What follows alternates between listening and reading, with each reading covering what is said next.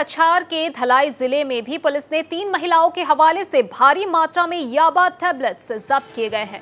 Police धलाई के सप्तग्राम में अपने अभियान के दौरान एक स्कूटी से यह नशीली दवा जब्त की है। रिपोर्ट्स के मुताबिक जब्त 21,000 याबा टैबलेट्स की कीमत 6 करोड़ है।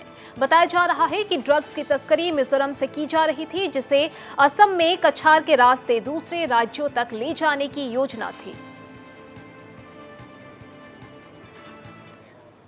अभियान कालत आमी 3জনকৈ ব্যক্তি তাৰে এগৰাকী মহিলা আছে তাক আমি যেতিয়া ইন্টাৰসেপ্ট কৰাৰ পিছত যেতিয়া তালাচী চলোৱা হয় তালাচী কালত আমি 21,000 ইয়াবা টেবলেটছ তেওঁলোকৰ পৰা আমি জব্দ কৰিবলৈ সক্ষম হল আৰু তেওঁলোকে ব্যৱহাৰ কৰা সৰবৰাহৰ কাৰণে ব্যৱহাৰ কৰা এখন স্কুটিও আমি জব্দ কৰিছো। এই যিখিনি সামগ্ৰী নিচাযুক্ত সামগ্ৰী আমি জব্দ কৰিলো ইয়াৰ চোৰাং বজাৰত ইয়াৰ অনুমানিক বজাৰ মূল্য হ'ল প্ৰায় 6 কোটি টকা।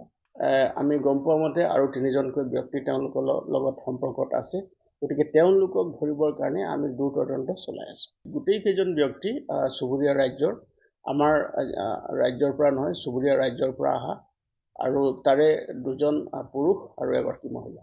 আৰু আমি প্ৰাৰম্ভিক তথ্যত আমি তদন্তত গম পোৱা গৈছে যে এই যি নিচাযুক্ত সামগ্ৰী আছে চুবুৰীয়া ৰাজ্যৰ পৰা আহিছিলে আৰু আমাৰ এই জিলাৰ জৰিয়তে বহিৰাজ্যলৈ লৈ যোৱাৰ তেওঁলোকৰ পৰিকল্পনা আছিল।